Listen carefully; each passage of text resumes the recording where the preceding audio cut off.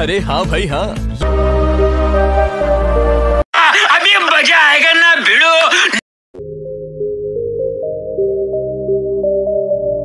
जब तक तोड़ेंगे नहीं तब तक छोड़ेंगे।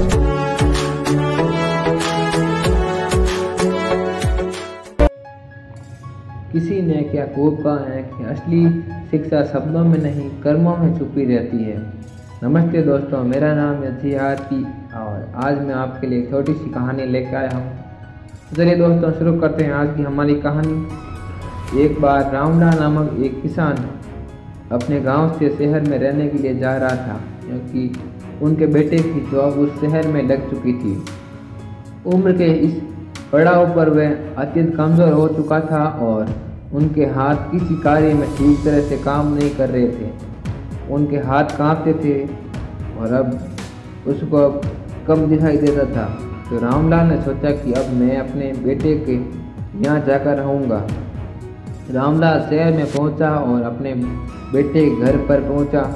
रामलाल का बेटा शाम को घर आया और शाम का डिनर वह अपने पूरे परिवार के साथ करता था। तो उसने अपने पिताजी को भी शाम के डिनर के लिए टेबल पर बैठाया। लेकिन रामलाल तो बेचारा गांव का व्यक्ति था, तो वह टेबल पर डिनर कैसे करता है वह यह नहीं जानता था। उस डिनर में रामलाल का छोटा पोता भी डिनर करता था। रामलाल वृद्ध होने के कारण उस रामलाल को खाना खाने में बड़ी दिक्कत होती थी। कभी मटर के दाने चम्मच से गिरकर फर्श पर बिखर जाते तो कभी हाथ से दूध छलक जाता था।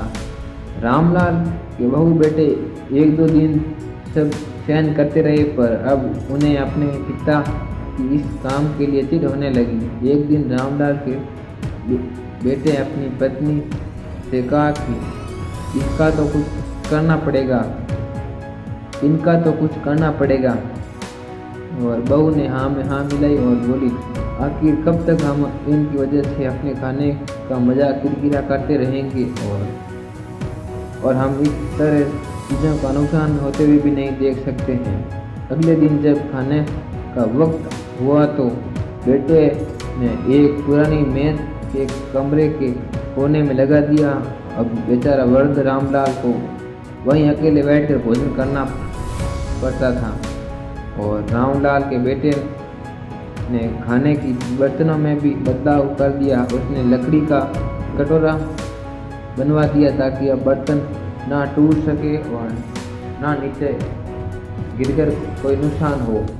बाकी सभी लोग पहले की तरह ही आराम से बैठकर भोजन कर रहे थे और बेचारा रामलाल उस टेबल पर अकेले बैठकर भोजन कर रहा था और उसकी आंखों में आंसू आ रहे थे।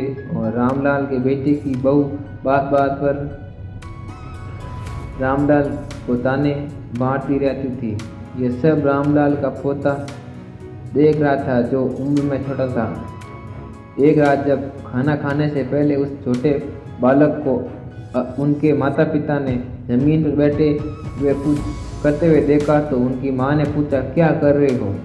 तो उस बच्चे ने मासूमियत से जवाब दिया कि अरे मैं आप लोगों के लिए एक लकड़ी का कटोरा बना रहा हूँ, ताकि जब मैं बड़ा हो जाऊँगा तो आप लोग इसमें ही खाना खा सकेंगे। और यह बात कहकर अपने काम में लग जाता है। और इस बात का रामलाल के बेटे और बहू पर बहुत ही गहरा असर पड़ता है और उनके मुंह से एक शब्द भी नहीं निकला और उनकी आंखों में आंसू आने लगे। दोनों ही बिना बोले सब कुछ समझ चुके थे। अब उन्हें क्या करना चाहिए है। उस रात वे अपने पिता रामलाल को वापस अपनी डिनर टेबल पर लेकर आ गए और फिर उनके साथ कभी अनुचित व्यवहार नहीं किया।